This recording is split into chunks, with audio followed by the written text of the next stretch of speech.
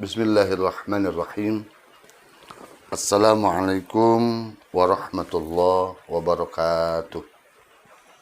Alhamdulillah, wassalatu wassalamu ala rasulillah wa ala alihi wa sahbihi wa mawalah, amma ba'du.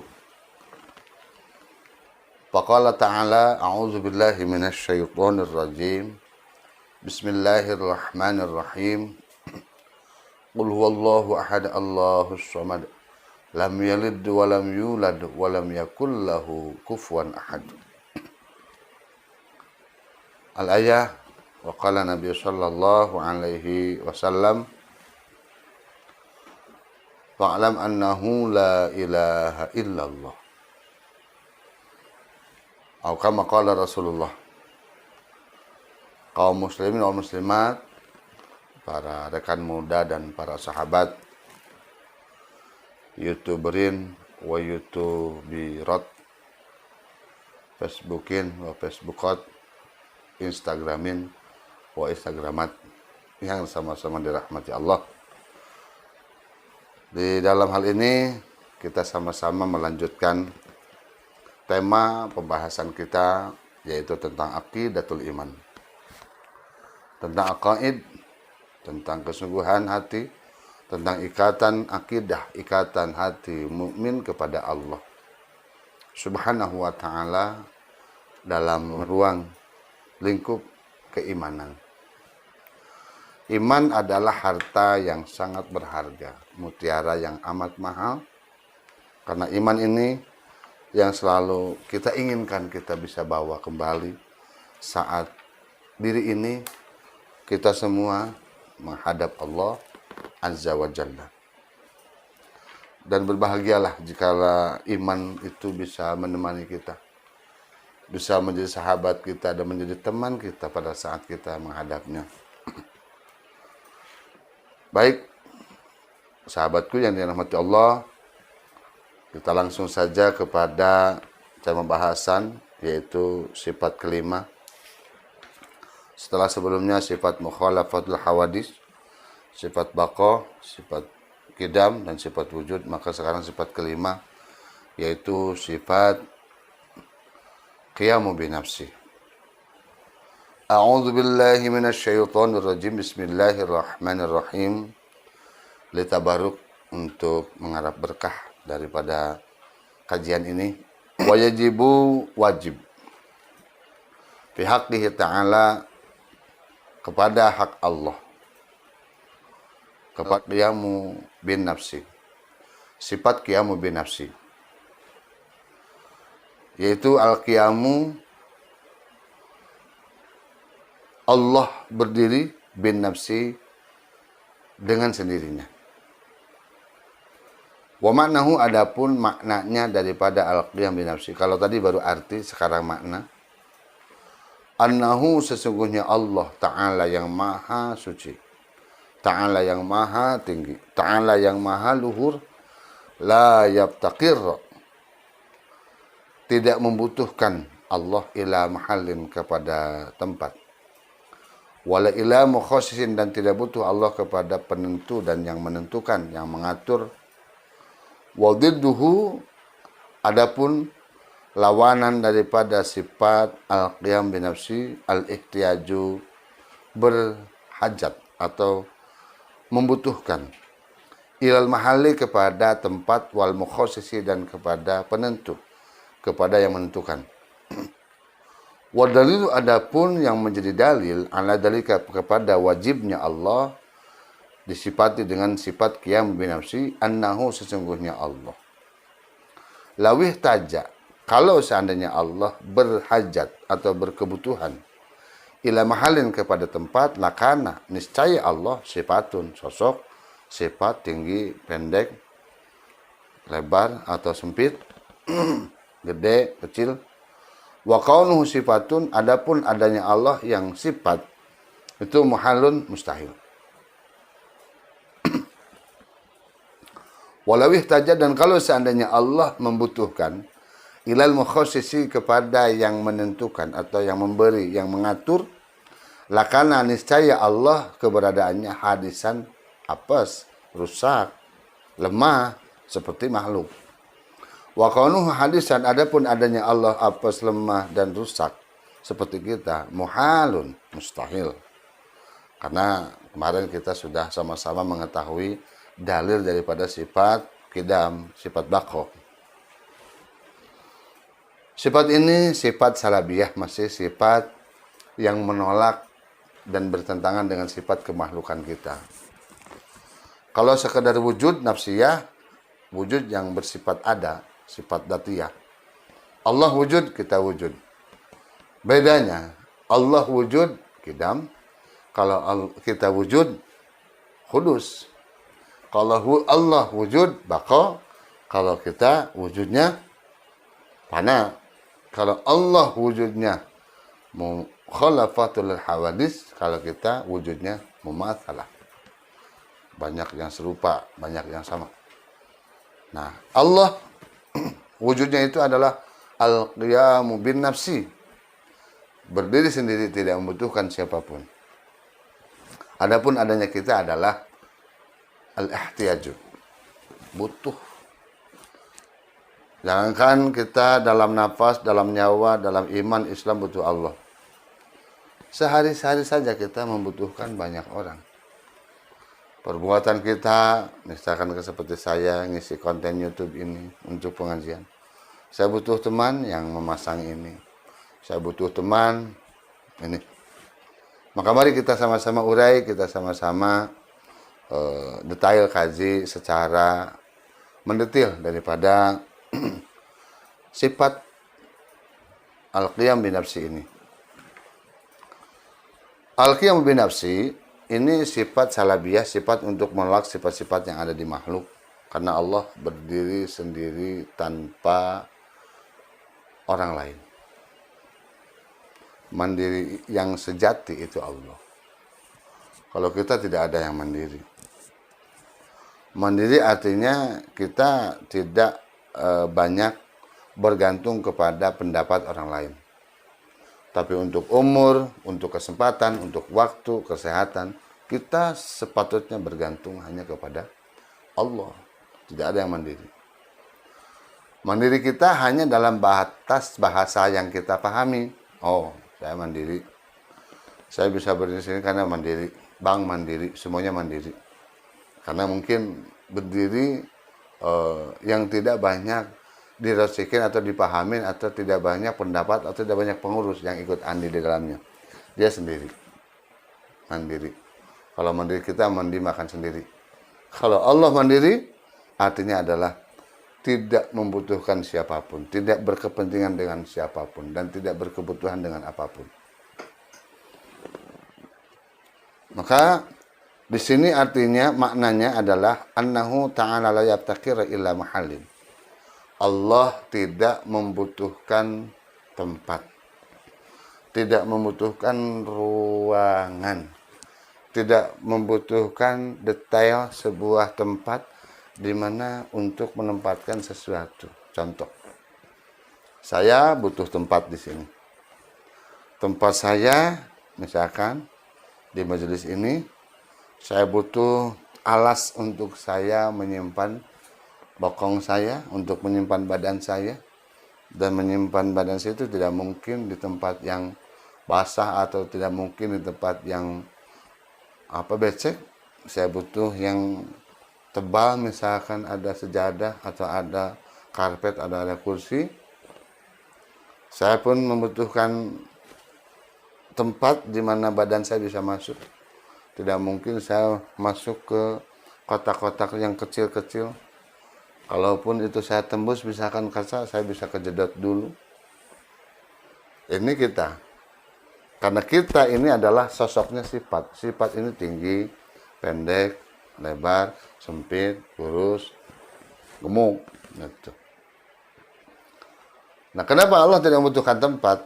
Karena kalau Allah membutuhkan tempat, misalnya, sering sekali yang mengartikan dalam surat Thaha, Allah berfirman, Ar-Rahmanu 'alal 'arsy istawa.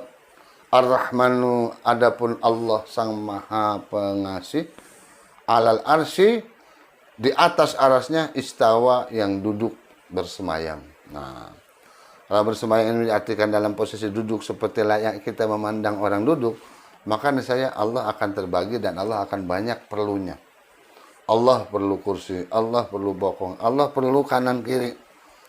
Allah juga perlu pandangan ke depan ke belakang. Karena posisi yang duduk banyak butuhnya seperti kita. Kita butuh, kalau sudah ada duduk, pasti ada bokong. Kalau sudah ada bokong, pasti kesambung dengan kaki. Kaki pasti dengan ibu jari.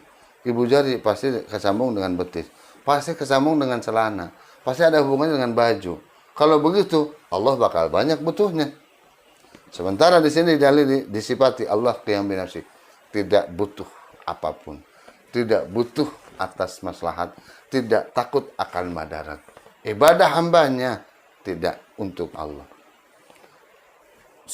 Seluruh manusia tidak menyembah Allah, tidak ngaruh kepada kuasa dan rahman rahimnya Allah.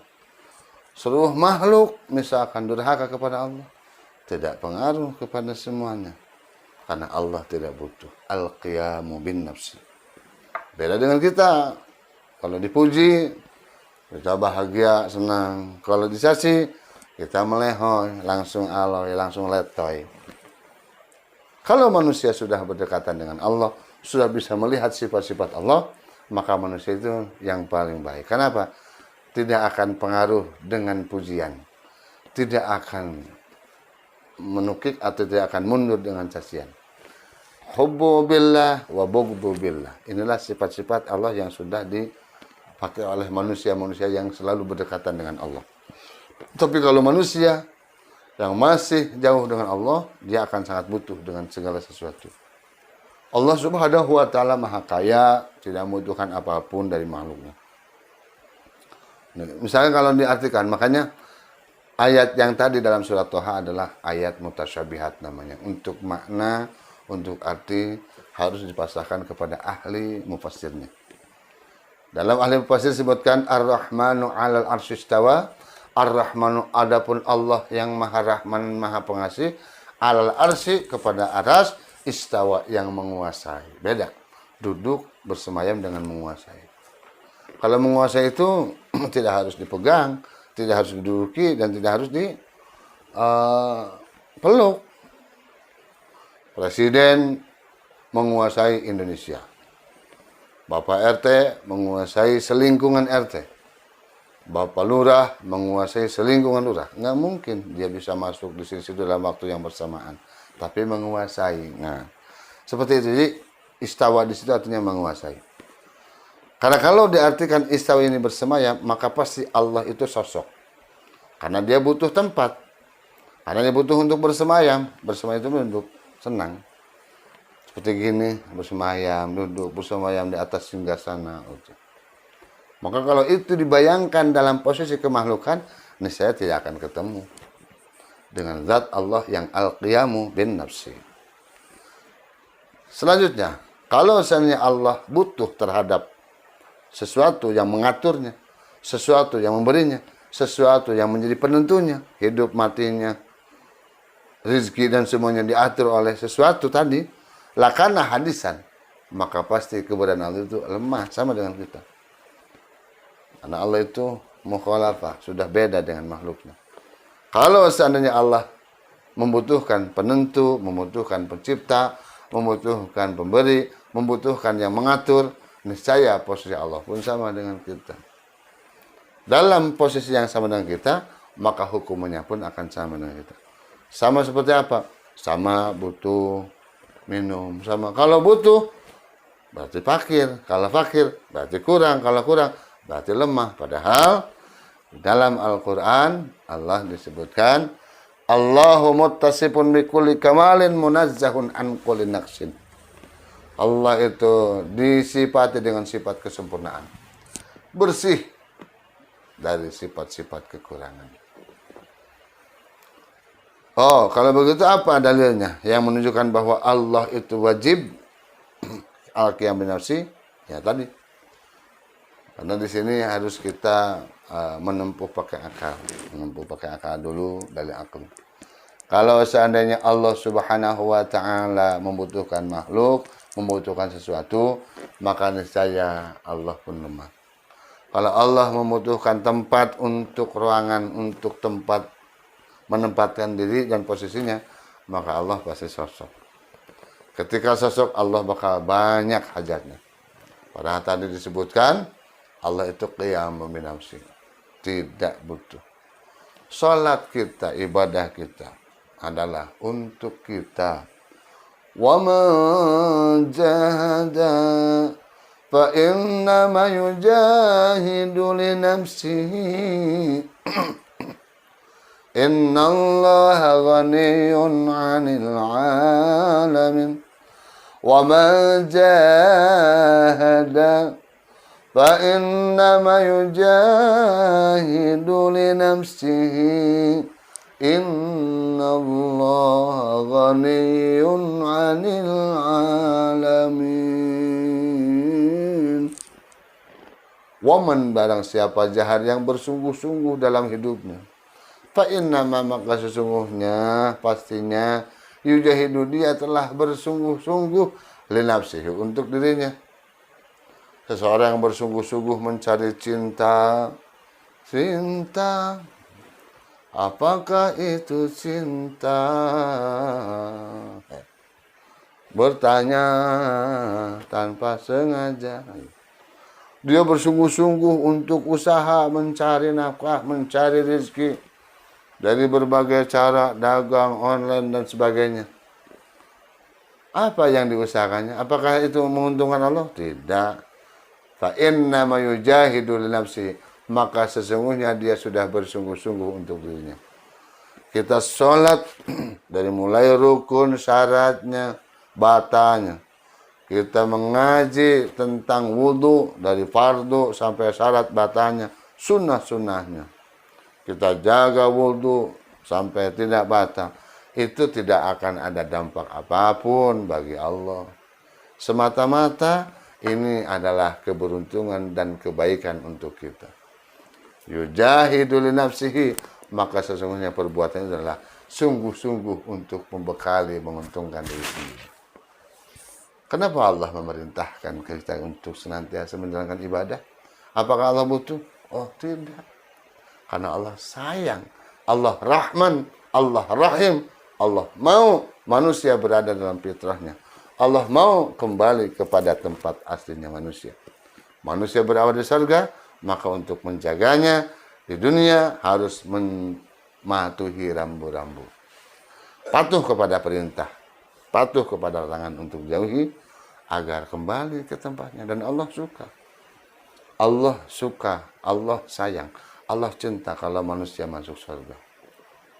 Walaupun hakikatnya semua sudah dipersilakan. Silakan. Ku berikan akal kalian untuk menimbang. Ad-dinu huwal aqlu la dina liman la aqla lahu.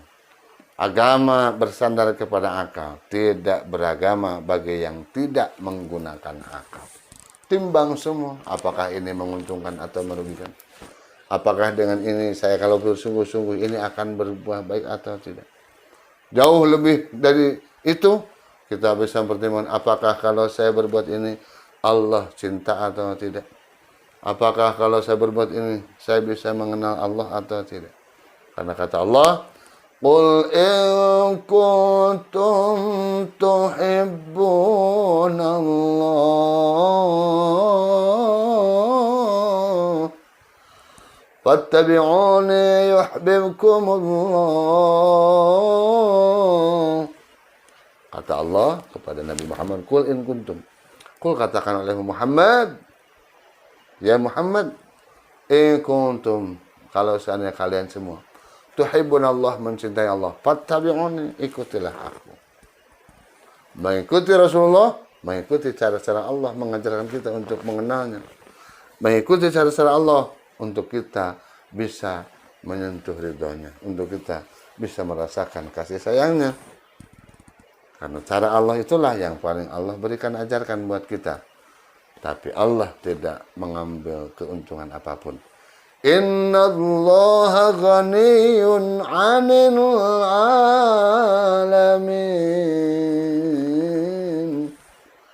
Innallaha, sesungguhnya Allah, ghaniyun, tidak butuh, maha kaya, 'anil 'alamin, dari alam semesta. Alam itu dalam kaidah usulnya adalah kullu ma siwallah, segala sesuatu yang selain Allah itu alam. Makanya ada alam lahut, alam nasut, alam jabarut, alam malakut. Jin, manusia, malaikat, nabi, semuanya dalam hal ini alam, sama. Kedudukan kita dalam posisi alam dengan nabi dan malaikat sama.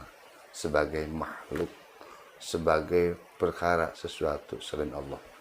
Karena yang berbeda cuma satu, la ilaha illallah. Inilah komitmen seorang mukmin, menegaskan bahwa semua yang mengaku Tuhan tidak ada yang berhak. Semua yang memposisikan diri sebagai Tuhan tidak ada yang harus dan parku serta pardu untuk disembah illallah, kecuali Allah. La ilaha illallah, la ma'buda illallah, la ilaha illallah, la mawjuda illallah. Tiada Tuhan selain Allah. Tiada yang benar-benar wujud adanya kecuali Allah. Tiada Tuhan selain Allah. Tiada yang kusembah dan kusujudi kecuali Allah. La ilaha illallah, la maqsuda illallah, la ilaha illallah, la matluba illallah. Tiada Tuhan selain Allah, tiada yang kucari, tiada yang ku akan kejar senantiasa keridhaannya kecuali Allah. Tiada Tuhan selain Allah dan tiada yang ku maksud, tiada yang kutuju dalam kehidupan kecuali Allah. Kalau itu mau kita, maka saya caranya harus cara Allah, jangan cara sendiri. Karena ada orang yang mau makrifat kepada Allah dengan cara sendiri, nggak bisa.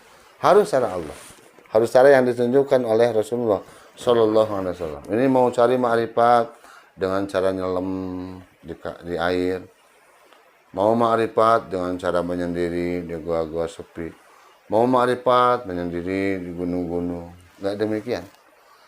Jalankan dengan cara yang Allah perintahkan. Hubbu billah, bughdu billah. Cinta karena Allah, marah dan benci pun karena Allah. Niscaya Allah akan teteskan, Allah akan berikan, Allah akan tuliskan kecintaannya kepada kita. Sebagaimana para nabi dan para wali-wali Allah yang sudah tidak bergeming dengan pujian, sudah tidak terpengaruh dengan cacian. Cacian dan makian, pujian dan sanjungan sama bagi mereka. Kenapa? Karena cacian ujungnya kepada Allah, penciptanya. Pujian ujungnya kepada Allah, sang penciptanya. Inilah manusia yang sudah mewarisi sifat-sifat Rahman Rahim Allah. Maka kita mengenal Allah, kita makrifat kepada Allah untuk kita bisa mengenakan sedikit demi sedikit sifat-sifatnya dalam kehidupan, kasih sayang kita kepada sesama, pemberian kita kepada sesama, jembar hati kita juga kepada sesama. Insya Allah, kalau kita benar dalam hidup, kalau kita istiqomah dalam memakrifati, mengenali Allah, niscaya kita akan mengenali diri kita. Dan kalau sudah mengenali diri kita, kita akan mengenal kebodohan kita.